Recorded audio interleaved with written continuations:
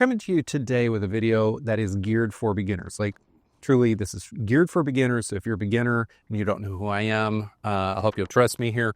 Those of you who have subscribed and know a lot about lawn care, I'm going to try to provide a lot of extra value in their ninja tips for you as well. This is just important information to get out in the month of February before spring happens, because this time of year, a lot of beginners start thinking about spring, especially on those weekends or those days where all of the winter feels like it's broken. Let's call it first spring or fake spring. Second winter is coming. All right, I got notes here, but it's not a script.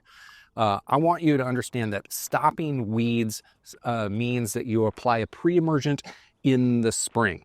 And that means that you're putting something down that's going to stop weeds from germinating. So you're going to be applying a product to the lawn so that weeds don't show up later in the season. This is the best way to do it. The problem here is a lot of people, when they see an outside air temperature, we're talking air, like I'm wearing a t-shirt right now.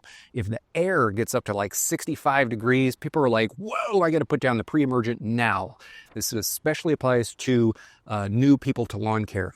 Air temperature is different from soil temperature. You do not want to apply a weed pre-emergent to your lawn before soil temperatures get up to 55 degrees. So even if it's 65 to 70 out on a random day in late February, that's not the time to apply a pre-emergent. It's too early. The weeds aren't germinating because of the air. The weeds germinate because the soil gets warm. Now, as I meander about and think to myself, fertilization is another one of those things that a lot of new people to lawn care get tripped up about. It's a simple concept once you boil it down to these to the simplicity level that I'm going to give you right now.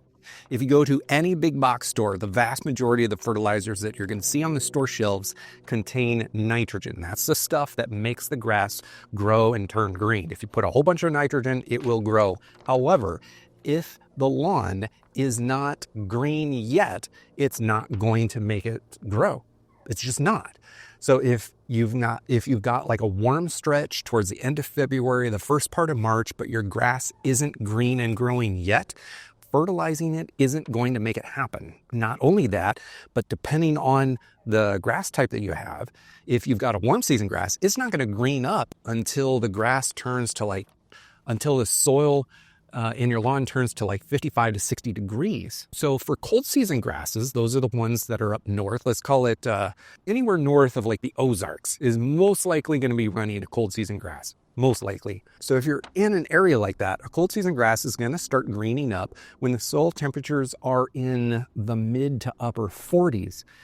And you still can't put down a fertilizer that early unless you're putting something down that is purely synthetic, like purely synthetic, ammonium sulfate sort of thing. And the reason for that is organic and natural products need soil microbial life to break the nitrogen down and make it plant available. And the same thing goes for urea, which is the base nitrogen for, I would say, the vast majority of all fertilizers sold in the United States. So even if your grass is green and growing and your soil temperature is 48, 49, 50 degrees, that urea or the organic fertilizers, they're not going to do anything for the grass. It's simply too early. You need to wait. There's a reason why lawn care professionals, like true professionals, don't advise fertilizing in the early parts of spring. It has to come in the mid-spring after soil temperatures have increased a bit. Now for warm season grasses, your soil temperatures are going to be in the mid to upper 50s when you get green up. So any fertilizer will work. However, the grass has to green up first. If you put any fertilizer down prior to green up, even if your soil temperatures are 55 degrees, it's not going to do anything to the grass.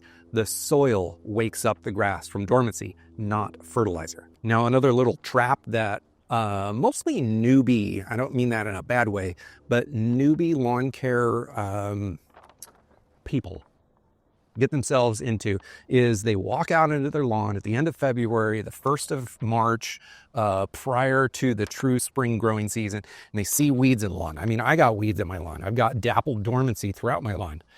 There's also weeds here because I didn't live in this house in the fall, like the early fall, when you would traditionally put down a fall weed pre-emergent. If you didn't put down a fall weed pre-emergent, then weeds germinated somewhere in the mid to late fall. Let's call it October and November, maybe early December, depending on where you live.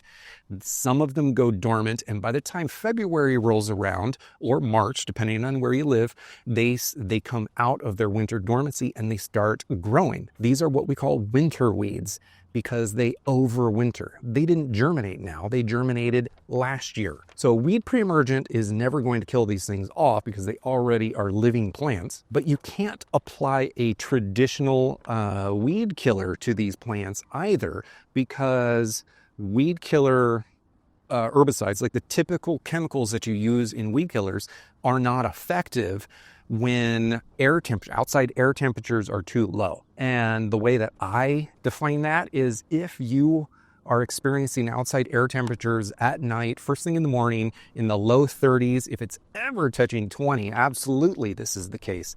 But really, in the real world, if your air temperatures are getting below 40 first thing in the morning, then they're just not going to work. It doesn't matter if it warms up to like 70 in the middle of the day. If overnight your temperatures are dropping to 40 or below, then the weeds are not going to accept the herbicide the way that they will when air temperatures get warmer. So if you apply a chemical weed killer to these plants, it's just not going to work well. You're going to be wasting your time and the product and all of the energy spent on figuring out how to do it for the first time. Now, typically, veteran lawn care owners and managers, let's call it managers, they know this. But if you are veteran and you've done this for a long time, then the only option for you, and this is the ninja tip, is to use an iron Fe head tub product. This is a chelated iron product. It is formulated to work on weeds in lower temperatures. It doesn't take the chemical kill route that traditional weed killers take. This is a toxicity route. You're basically applying iron, and dicot weeds, not monocots or other kinds of things, but broadleaf weeds or dicots are going to accept the chelated iron through their leaf tissues, and then they're going to experience iron toxicity. So even if they don't die, they're going to be stunted severely, and they might not put on seeds or seed heads the way that they would have otherwise. It's your best option to kill weeds off at the end of winter before spring happens and soil temperatures truly get warm. Now, I got 3 more things to talk about here, so bear with me here. Grub prevention. I'm filming this in the month of February. If you're going to prevent grubs later in the year with Scott's Grub X, you need to do that probably late in the month of April all the way through about mid-May. But if you're going to use any of the other grub preventatives, that goes down towards the end of May to the early parts of June.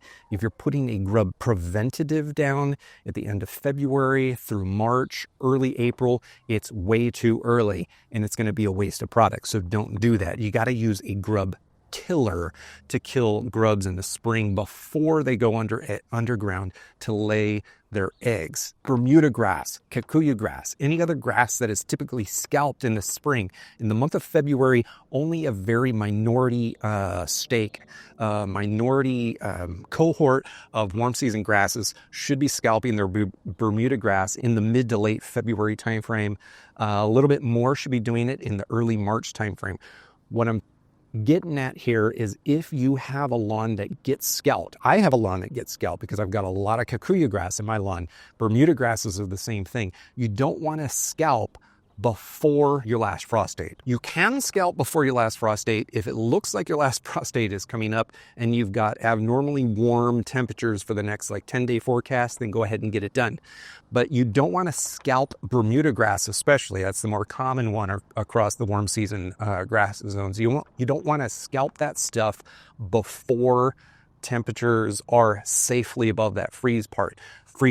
The dormant Bermuda grass sitting above your lawn soil, the brown stuff, that actually insulates the soil and insulates the root system for those grass types. So if you have any danger of having a frost in the late winter or the early spring, you need to wait to do your scalp. You can certainly start cutting and bagging lower and lower. That's traditionally called a pre-scalp, so it's not all the way to the ground. You can start by doing that. That's going to make the full scalp a little bit easier to accomplish, but don't go all the way until you're safely past the danger of a full freeze. Now, lastly, irrigating the lawn. You're not going to really want to turn on your irrigation yet. And the reason for that is your lawn most likely is still dormant. Watering the lawn can help bring your lawn out of dormancy slightly earlier. This is one of those ninja tips. I tend to suggest hardcore lawn owners, hardcore lawn care people to aerate their lawn at the end of winter and then do a solid deep watering. That's going to push a lot of water deep into the ground, and it's going to help bring the lawn out of dormancy slightly earlier. But for the typical homeowner or yard owner, as I like to call them, most people just don't aerate their lawns ever, let alone at the end of winter. So for people like that, it's not important to water the lawn extremely early in the season unless you've literally been extremely dry and had no rain or snow for the past couple months. I do have a video here on this channel about watering your lawn during the winter. I'll link to it in the description below. There is a time and a place for that, but it doesn't apply to very many people very often. Usually this time of year, because soil temperatures are so low, water that gets into the lawn stays there. It doesn't evaporate away. It's not being used to grow new leaf tissue in the lawn. So your soil tends to be pretty malleable and damp all of the time. You don't need to water this early. Now, having said all of that, this is the month of February. Depending on where you live, as we move into March, early spring lawn care is going to start for a lot of people. And there are a good number of things that you can and should be doing to get a jump start on your spring. So up here in the corner is a video that I made not that long ago about early spring, early season lawn care tips. Let's call it tips, ideas, things that you should be doing if you really want to have the best lawn. Go ahead and take a look at that next.